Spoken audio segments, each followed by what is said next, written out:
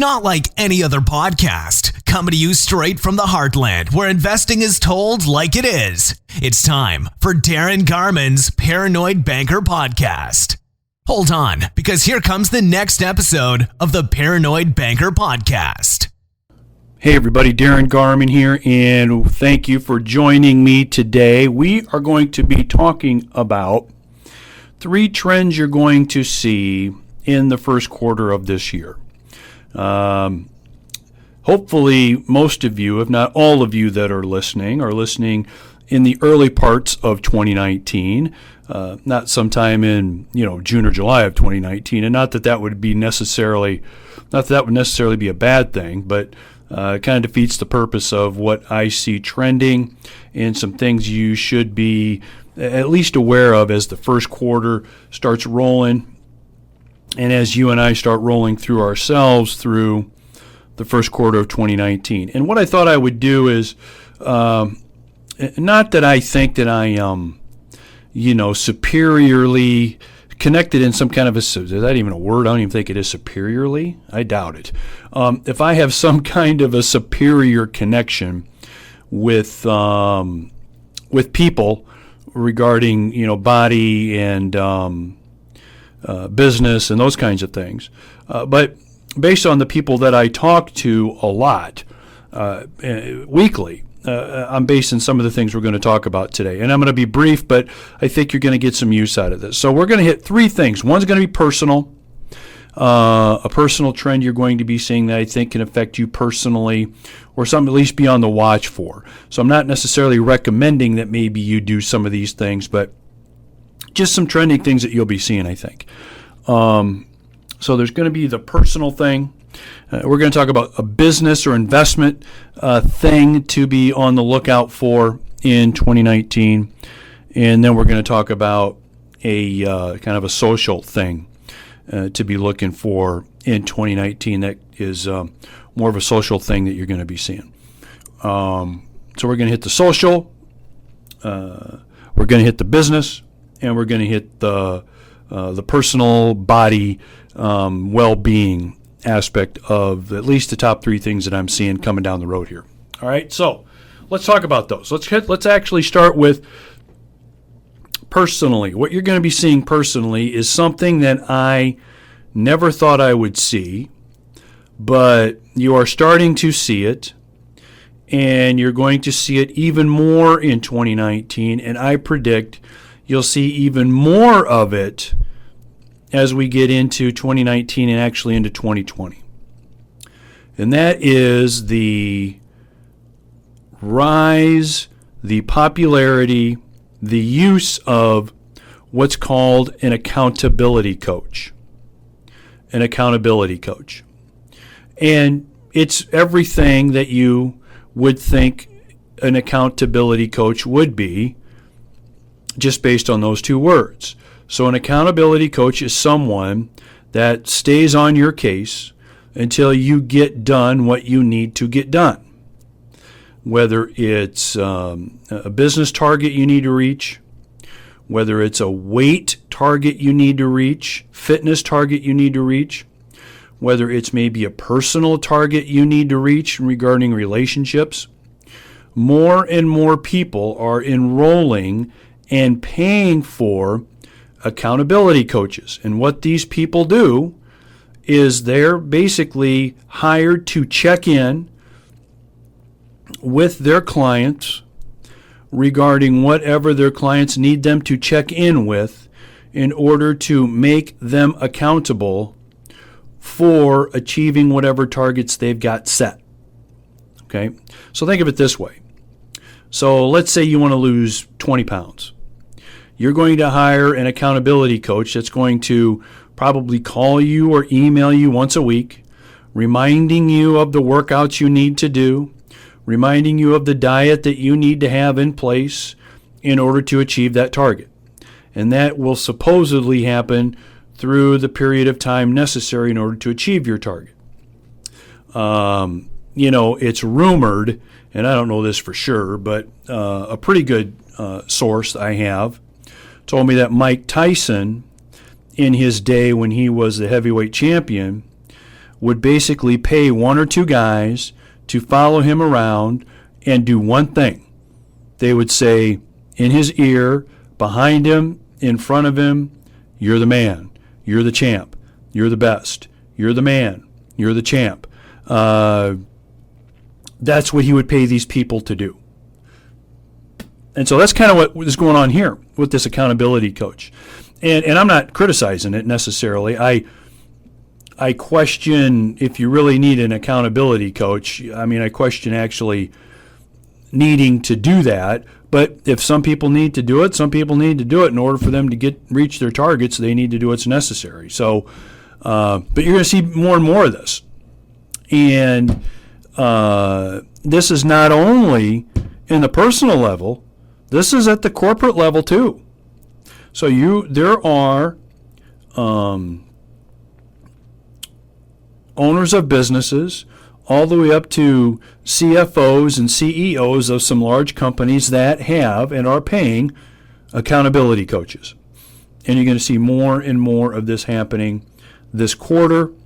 You may even read about it here or there. You may even see it here or there in the press or in the news. Don't be surprised when you do and if you do, because it's going to become more and more of something that we're going to be seeing and paying attention to, where, hell, 10 years ago, the thought of even having such a thing as an accountability coach would be ridiculous. Okay, so that's number one, personally, an accountability coach you're going to be seeing. All right, let's jump to number two, which is business investment. All along, I better stop short there. Not all along, but over the last 3 years, I have been talking about how the demand for apartments will continue to increase from investors as well, right? So not only is there the demand from tenants that will continue, there will be a demand for investors as well.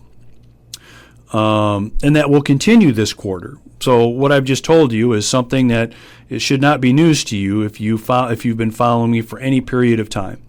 So the line of investors will continue to get longer and longer that want to own their own apartment property communities, their own apartment projects, because of the demand. And there's 4 or 5 other reasons too that I've talked about. But let's just leave it at that for now, that you will see that happening. But you're going to see another area where this is happening as well. You're going to see more and more companies, especially Wall Street kind of companies, making the decision to buy large amounts of single-family homes in order to provide that long line of prospective renters places to live. Okay, places to live. And so think of it this way. Some of these companies are not just going to hopefully acquire a bunch of apartment projects, because, as I said, that line continues to get longer, and what happens in that line is it gets longer. The projects and the opportunities become fewer and fewer, don't they? Why? Because more and more buyers, investors, are competing to buy them. Okay? So the demand will continue to increase for investors to own apartments, but because there's so much demand, that impacts the supply, and there's more competition, so there's less opportunity to buy a project, an apartment community that meets your financial criteria. So what's the alternative if you're a company looking to do this? Well, kind of logically, it's single-family homes, right? So you're going to see more and more companies not only continue their aggressive push towards accumulating more apartment communities, you're going to see an aggressive push to accumulate single-family homes as well, to meet not only the current demand, but the coming demand that they see. And obviously, if they feel it's worth investing, hundreds of millions of dollars in single-family homes, they also see the line of residents and prospective tenants out the door getting longer and longer too, just like we've been talking about for the last 2 or 3 years. Okay. So you're going to see more talk of single-family home purchases in bundles, in groups. People will come in and want to buy 30 homes at a time, 60 homes at a time, 100 homes at a time. Some will even build. Some will even start building some homes as well. And maybe they'll build 20, 30, 50, 100 homes just for rental, not to build and to sell, but to rent. You're going to be seeing more and more of that, and I got a feeling that'll be a big trend, a big investment trend in 2019. Apartments will still be the go-to for investors that want to own real estate, rental real estate, but you're going to see a big push into single-family homes, mainly because of that competition issue that we talked about before. All right, so that's number two. So we've covered the accountability coach is more of a personal thing that you're going to be seeing, a self-improvement thing that you're going to be seeing more and more of. Personal accountability coaches calling you and reminding you that you need to get on the treadmill today and lose that weight, or schedule those board meetings so you can get your targets reached if you're the company CEO. Then we talked about where you're going to see more and more demand from investors, especially Wall Street type institutional investors, and you're going to see a push for single family homes. And I think you'll see a major push this quarter for that. And we discussed the reasons why that is. Now, the third one I want to mention, it's going to sound a little, what's the term I'm looking for? Bit like a conspiracy theorist here. So I'm going to sound like I've been sitting in my basement reading UFO books for the last 2 weeks, okay? That's what it's going to sound like for some of you. But I want you to really think about what I'm going to talk about here, because this is a trend that I see, and folks that I'm close with see as well. And I think you're just starting to see the things on the periphery of this. And I got a feeling once I explain it to you, you will be shaking your head like, yeah, that kind of makes sense. So it has to do with social media, and it mainly has to do with social media giants right now. So who are the social media giants right now? Facebook is probably number one. Twitter is probably number two. Then you got Instagram and Snapchat that are probably 3 and 4. And then you probably have maybe 2 or 3 other ones after them, right, in terms of social media contacts. And you've noticed that there's been some big problems with some of these social media companies lately, where the government has gotten involved. So leaking information is one. Right now, there's a lot of conversation about what is offensive content, what can or can't you put out there, what can or can't these social media companies allow to be out there on their platform. No matter that there's actually freedom of speech in our country, but there's that discussion going on, and there's going to be more and more regulation. And that's my point. You're going to be seeing these businesses regulated more and more, and you're going to be seeing the governments wanting to get involved in regulating them more and more. And this even gets down to email. So I wouldn't be surprised if, in order to send an email to somebody, you have to have some kind of signed permission from them, or something set up where they actually can accept email. There'll be probably, like there's a list you can subscribe to for not receiving junk mail through the regular mail. There may be something like that coming out too. But the point where I'm going with this is you're going to be seeing more and more enforcement of regulations on these social media companies. Okay, you're going to be seeing more and more of that this quarter, and it's going to continue to get even worse into 2019. Google and YouTube are a good example of that as well. And by the way, personally, I like all the social media platforms. I'm not on them 10 hours a day, but I like them. And that's actually another discussion for another time. There are people that are on these things all day. It interferes with their work, their personal lives, their business lives. And don't be surprised one day if someone's pointing to these social media companies for their illnesses, their problems, their social interaction issues, their failing businesses. That's a whole Pandora's box there that I won't go into, but it would be something I wouldn't be surprised that we would see at some time in the future. But for now, this quarter, you're going to be seeing more regulation of this. And if you're a big user of these accounts, you're going to be seeing regulation as far as you personally, your information, what you can provide, what you can say, what you can do, what you can film, what kind of videos you can have, what kind of comments you can have, profanity, can you use it, how much, all of these things are in the process right now. All of these things are out there right now. Okay. And the funny thing is, this stuff can be taken away in an instant. Again, I haven't been reading too many UFO books, I promise. But just think about this. So let's say you are a major movie star or a celebrity. Let's say you're like The Rock, okay? Dwayne Johnson. By the way, I love Dwayne Johnson. He's awesome. I love all of his movies. I'd love to see him in action. So let's just say you're Dwayne Johnson. And you have, 2 million followers on, Instagram or something. Well, Instagram can unplug you whenever they want, right?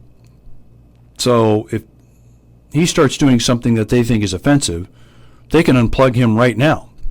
So probably a thing that The Rock would sell to prospective people wanting him to be in their next movie or their next show or whatever is, hey, I can promote this by getting in touch with millions of my followers. Well, they can disappear like that. And in no way am I saying that that's going to happen. But what my point is with more regulation that's coming this quarter, it'll continue to expand. You're going to see more and more of people not being able to do what they want to do and use the social media the way that they want to use it. And over the first quarter, you won't see this in a shockingly, what a huge change kind of way. All of these things always happen slowly, but this is a trend that you will be seeing in the first quarter is where I think you're going to be seeing most of the momentum on this starting. You'll be hearing most of the things from the media regarding this. It'll be interesting to follow it and see how it goes. So those are my top 3 accountability coaches. Get ready for them. Maybe you have one already. Demand for apartments will continue from investors, but you will see a major push to also throw in single-family homes with that. And social media, regulation, government involvement, what you can say, not say, do not do, that process is starting. And you're going to be seeing more and more and hearing more and more about that as well. So there you go. Have a great rest of your day, and we will talk to you soon. Take care. We'll see you. Bye-bye. Thanks for joining Darin Garman's Paranoid Banker Podcast. For investment questions, comments, or to get in touch with Darin, go to www.garmanblog.com. Thanks for joining Darin Garman's Paranoid Banker Podcast. For investment questions, comments, or to get in touch with Darin, go to www.garmanblog.com.